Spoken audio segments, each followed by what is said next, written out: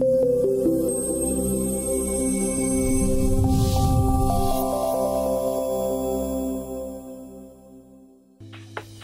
on Hashtag This and That, I will be talking with Alexa Lampasona and Michelle Lamelza about being in roles that have been historically dominated by men.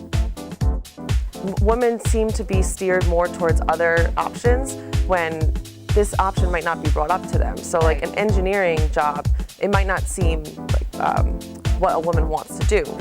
I always get a lot of guys in those, and they, you know, literally all walks, and they're like, yeah, I got this. And they come in, I just love smashing them. You know, especially being a woman. Hashtag This and That is a show dedicated to covering a diversity of topics important to women from the perspective and experience of fellow women. Our goal is to give the inside scoop to help and educate women on issues relevant to our daily lives. Thanks for joining another episode of Hashtag This and That on Woman2WomanTV. Today, my guests Alexa Lampasona and Michelle Lamelza are going to be discussing being in jobs that have historically been dominated by men. Alexa, tell us a little bit about yourself. Well, thank you so much for having me. Absolutely. I majored in biology for my undergrad, and I did that because I was planning on being a medical doctor, so that was the goal. However, I became involved in research, a research project with my undergrad, looking at how a certain gene mutation might be one of the causative factors of ALS, or amyotrophic lateral sclerosis. So that's really, also Lou Gehrig's. Lou Gehrig's disease, exactly, yeah. So that got me really interested in actually doing research and looking at how certain genes can malfunction and cause these diseases that the doctors then are trying to treat. So this would be more of a research-based career, and that's what I decided I wanted to do. So I applied to grad school. And now I'm a PhD candidate for molecular and cellular pharmacology. That's amazing. Yeah. Congratulations. Thank so this you. one project you became so invested in that you actually wanted to make an entire career out of it. Yeah, exactly. I mean, I don't do that project now just because I'm working on my own thesis work, but it sort of got me really interested in looking at basic science and how the body works on such a molecular level. So in layman terms, if possible, tell us what your thesis is about. Okay, so I'm really interested in how the brain develops. So in order for the brain to develop, cells called neurons need to migrate to go to the positions where they will be throughout their life and form connections with other neurons so that they can communicate with each other. So in order for these neurons to migrate, genes need to be expressed at the right time, the right place, and the right amount. So I'm really interested in looking at how these genes are expressed in order to regulate neuron migration in order for the brain to develop normally. Wow, that's pretty intricate. So why don't you take us back a little bit to around high school? You said you wanted to be a medical doctor, so were you very invested in the sciences even back then? I would say no. I mean, I was interested in it, but I really had no idea. So I think that one of the biggest problems in like high school in general, and this could apply to both men and women, is just lack of knowledge of knowing what the career options are. Like we had some sort of guidance, but really not enough, because I changed my major 3 times. And I started out going for something completely different, and then I just decided along the way that I wanted to be a medical doctor, and that's when I got into biology pre-med. And even then I didn't do that because I became interested in something else. So. But you like what you're doing now? Yes. So when you were in college taking these classes, what was the female to male ratio? To be honest, our college was pretty different than most. It started out probably more men, but as the years went on, more people switched their major, as biology is like, it's kind of a hard major for an undergrad, so a lot of people had switched at that time. So the woman to male ratio was actually more women in my biology department. However, the school in general was a big engineering school, so another science field, almost all men. Why do you think that even still today, there's not as much as there has been, but predominantly more men than women? I just think it might be the type of field that it attracts more men. Women seem to be steered more towards other options when this option might not be brought up to them. So like an engineering job, it might not seem like what a woman wants to do. To be honest, it's so rewarding, and especially because women are created, there's more opportunities for women nowadays in the sciences. Absolutely. There's certain scholarships. I know L'Oreal has a lot of scholarships that they give out to postdocs. So after you get your PhD, after you have your doctorate, you can get a postdoc, which is just a continuation of your research. And L'Oreal funds work for these people, so like for women exclusively. So it's one of those opportunities that women have to get them more interested in the science field. Okay. So now that you're kind of a little bit more than the regular college classes, do you see also that there's more women in them? I think it's half and half about. Okay. So certain classes are different than others. So like I'm taking a pathobiology class right now, and that is more men, I think. And I think that's because that's more of a physician's assistant class, that's the type of job that these people are looking for with this class. So there seems to be more men in that. In my program, it's pretty split down the middle. You're kind of seeing that women are emerging a little bit more in these fields. Yeah, and I think it really helps having a lot of older women involved. So like as a part of the pharmacology program that I am in, the program director for 11 years was a woman. So, and we have an administrator, like coordinator, she's a woman as well. So it sort of provides us with a more, like, you see all these women in these great jobs, and you strive to be that yourself. And what about the actual professors or teachers that you're working with? Are they predominantly women or men? It's again, it's about half and half now, which is really good, because I think that it's a lot better. Like a long time ago, you know, this was unheard of to have all these women PIs, we call them principal investigators, that are basically lead a lab. So it was really uncommon to have a lot of women. Now there's a lot of them. I mean, my PI is a man, but he's married to someone who is in the department as well. So it's like, oh, wow. Yeah. So that's also really encouraging to see that you have a woman that has kids and she is running her own lab, and that's very good, because you know, she has a career, but she's also a mom, and that's something that, like, a lot of times, you know, it's career or family, and especially especially for the women. Yeah, exactly. It's not so much for the men, but it's encouraging to see that in our department, that these women, they run their labs full time, but they have children, and it makes you want to, like, aspire to be like that. And you realize that it is possible to do that. Yeah, and it's hard because it's very demanding. Like, you have to, I mean, for being in the sciences, you have to keep up with literature. So, like, you're working throughout the day, you know, maybe 9 to 5. Most of the time it's longer. But you go home and you have to read, and you have to just keep up with everyone's publishing. Otherwise, you'll fall behind. So Absolutely. it's, like, very demanding on a day-to-day basis. So. Absolutely. So have you seen, going through the program, any struggles that you faced as a woman that you don't think a man would face, or you even don't see those struggles anymore? So I haven't seen any of those. I've heard of some issues. So I've heard of certain PIs have a stricter, like, they're stricter for men than they are for women, because they think the men should be working harder because they will actually be scientists and women will not be. Yeah, so it's very rough to see people going through that, because, you know, they shouldn't be counted out for being a woman. And being hard on someone is different than, like, constructive criticism. Like, a woman can take constructive criticism. It's not like she can't. I'm sure you've heard about it. It was on the news. Nobel laureate Tim Hunt, I think his name is, and he gave a speech to senior scientists that were all women, and said, "Here's my problem with women in a lab. They either fall in love with you, you fall in love with them, and when you criticize them, they cry."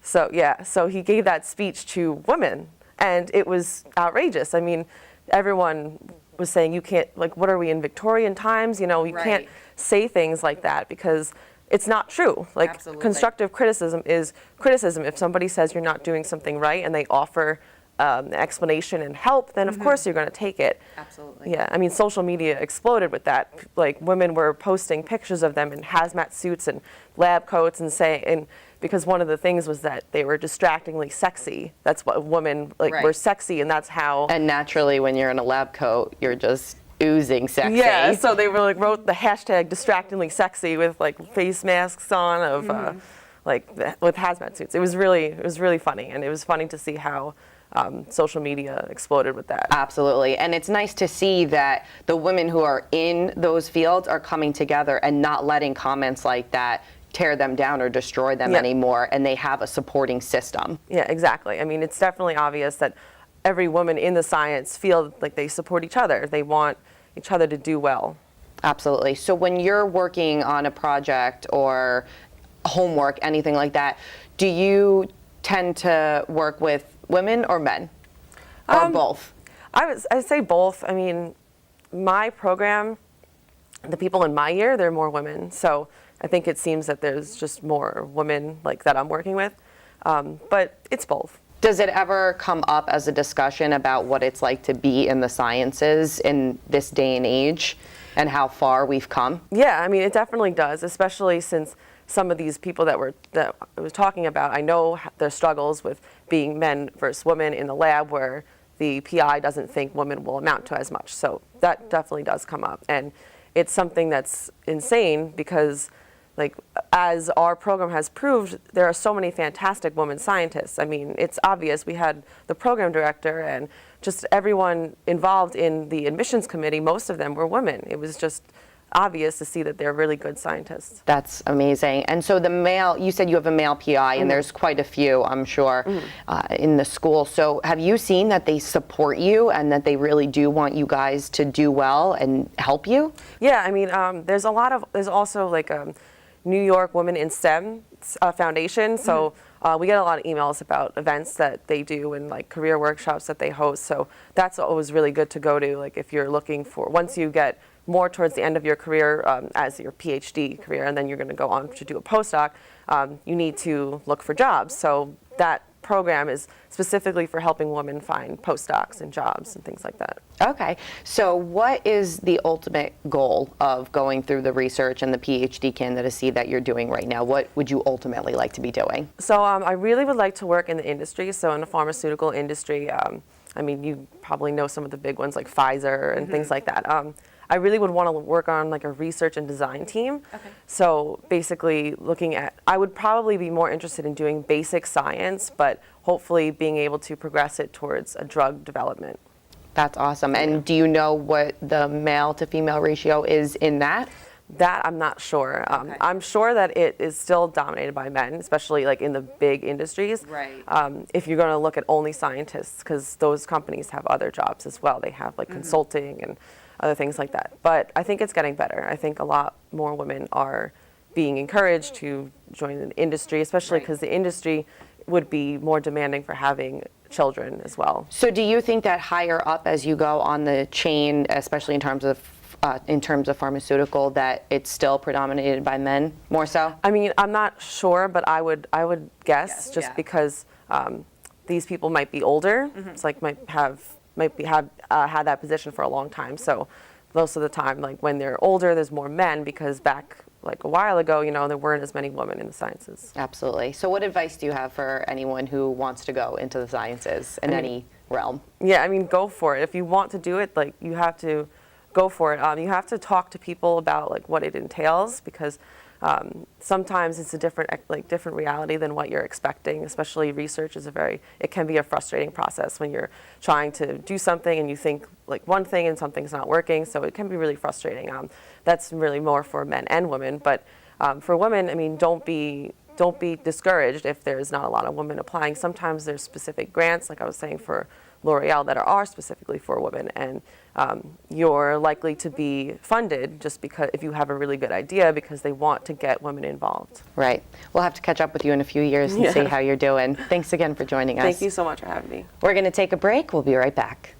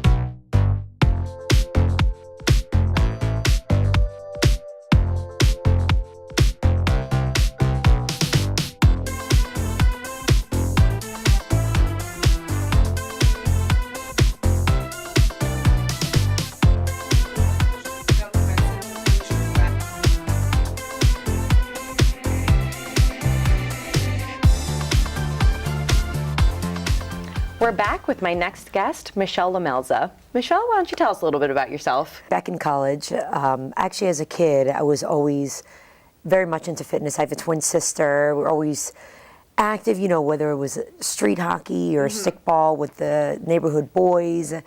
So in college, I actually have started studying in theater arts. Okay. So I got a degree in that. I'm like, well, I kind of need a backup plan. And then I just worked toward a second degree in exercise and sports science. Okay. Because I always had this secret obsession with fitness, just working out, strength training, going to the gym. Okay, and so are you working with that degree now? I guess you can say that. I mean, I do group fitness. Okay. Group fitness instruction. Absolutely. Small group training, things like that. Okay. And then just mainly for myself because I just love to challenge myself, you know, physically. Do you do these classes at gyms or? I do definitely corporate gyms and then a couple of boutique studios in the city, which I like a little bit better because it's a little bit more of an intimate atmosphere. Okay. And then we just, you know, see all walks of life. Right. Yeah. How did you get into that? In college, my sister and I were like, hey, let's try this group fitness class. Like, let's see what this is about. Because I was always on the workout floor. Right. We took one, and then we're like, oh, this is kind of cool. And then I just slowly became obsessed with it because, you know, you have Okay. other people to push you Right. in class, even though I was always hiding in the back. And then about 5 years ago or so, I'm like, I would really like to teach. And I'm like, I don't know. And then worked on my first cert, and then it just became, you know, it just kind of just went uphill from there. Right. You know, I just want to, I want to do this next. And then my big thing is inspiring people. So when people come to me and say that they feel inspired, I'm like, oh, rock on. All right. Yeah, Yeah. absolutely. So. Okay, so why don't you explain a little bit of what these group fitness classes actually are? Because I know a lot of times gyms provide classes, but sometimes it's Zumba or silver sneakers for senior citizens. So what is it that you actually do? So the ones that I teach, I do like a kickboxing and then a barbell, but my favorite ones in the small group training are HIIT classes. So it's, they can range from 30 minutes to 50 minutes. And what it is, it's designed to get your heart rate from 0 to 100, literally in like 5 seconds. But to me, and I don't know if you've heard it, that's kind of the best way to get in shape. You know, we don't need to be in the gym for 2 hours a day, 3 hours a day. Okay. 30 minutes, knock it out. But I always love those because I always get a lot of guys in those. And they, you know, literally all walks, and they're like, yeah, I got this. And they come in, I just love smashing them. You know, especially being a woman. Absolutely. You know, and I just love it. So they come in and think it's going to be easy.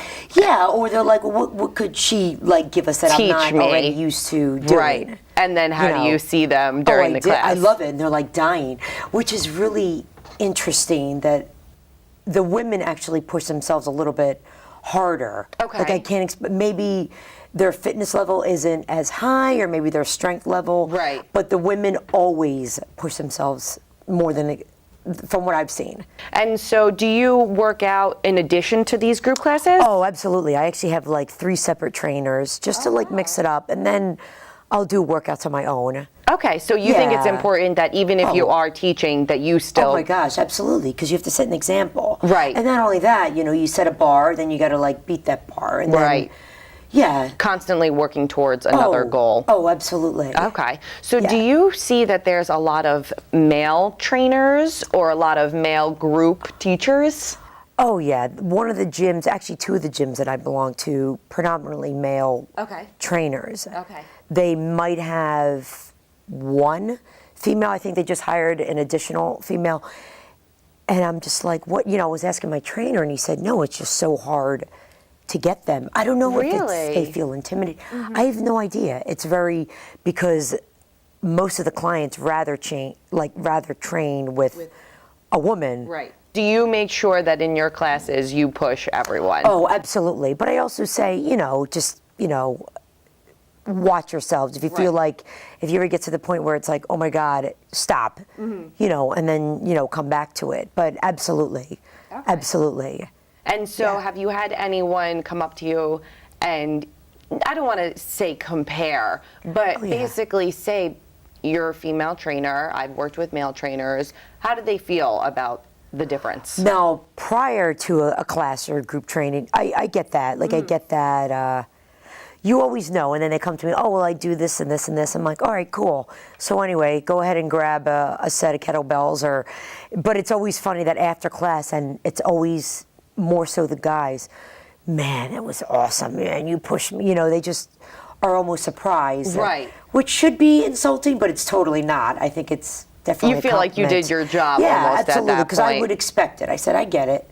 So have you taken classes that were either taught by a man or woman? Oh, definitely. And I think I've actually gotten more of workout from the females. Really? It really goes both ways. Me, personally, classes that I've taken, I think the women have pushed me harder. Okay. Or possibly just inspired me to go harder. Yes. So it could be that. Because you may be able to relate to them yeah, more. it could be that. It could be that. Yeah. So have you seen getting into these classes, getting into these gyms, maybe not so much now because it seems like you're very comfortable a few years in, but in the beginning, did you have some hesitation? Oh my God. Yeah, and then just going into the gym, you know, walking past like the cardio equipment or going into the, like my favorite thing, I have a twin, so I was always really lucky. I always had a partner and we're competitive with each other. But my favorite thing was always being able to squat more than the guys. Like it was always funny in the gym when they're like, oh, you need help with that? I'm like, no, I'm good. Like I remember back in like high school, which was like forever ago, but back then, they put me mistakenly in an intermediate weightlifting as an elective, and they're like, oh, we're going to get you out of there. I'm like, no, it's cool. And I remember that at first I was so intimidated and afraid. I go, no, I'm staying just on principle. Right. And the guys like ended up loving me. And these were all like men on the football team. And, and they loved me even more because I was able to like press more than them. I mean, leg press, you know, but I gained so much respect from that because I respected, you know, the sport. Right. You know, and no woman, especially when I was in college, high school, spoke about like strength training at all. Like at all. That was a guy thing. Absolutely. You know what I mean? And they looked at you like, oh, pfft. You know, now it's definitely different. But, So you've seen it actually progress over the years. Absolutely. And especially in classes, you know, more so even in the gym. Okay. You know, even with women, you know, and the things now today with CrossFit especially. Yes.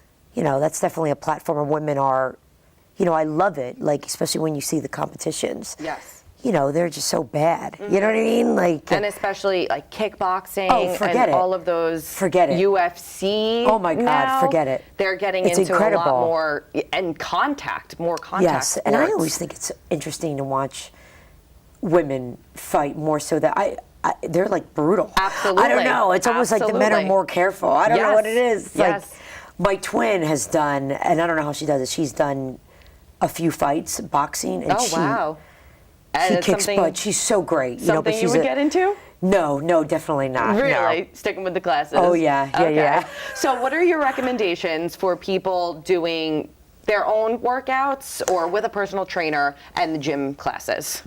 You know, if you can do something, you know, 20 minutes, let's say if you're at home, mix up some strength, you know, even if you can knock out, you know, like, I know it sounds crazy. If you have like nothing to do, you're in a hotel room, you know, knock out like 20 burpees, you know, 25 push-ups, you know, 50 sit-ups, and then do like 30-second sprints or 20 seconds on, 20 off. You know, as far as the gym, I would always recommend, especially if you're just starting out, to get a trainer just to get your feet wet. You know, and then you can just go from there. They can, you know, you don't have to train with them forever. You know, they can give you the tools and you can go off do your own thing. And the cool thing with classes, you can be at any level. And you can tailor it to yourself, even if it's like, you know, a high intensity class. Absolutely. It's for everybody. A lot of these gyms have someone that you can go in and talk to try and find out what class you should be in? Oh, absolutely. Absolutely. So talk to someone at the main desk? Oh, yeah, absolutely. Yeah, even if you go in for like a guest pass a day, they'll even throw recommendations at you. That's amazing. Yeah. Okay, great. Thank you so much for joining us. Thank you. Absolutely. Thanks for joining another episode of #ThisAndThat on Woman2Woman TV.